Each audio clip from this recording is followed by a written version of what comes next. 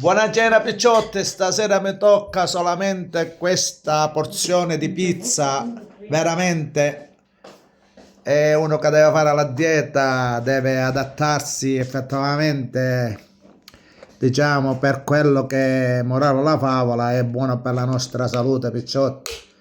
Effettivamente è questa la verità picciotti. Un pezzettino di pizza, un bicchiere di vino e a salute. Ne caliamo tanticchia di vino, effettivamente.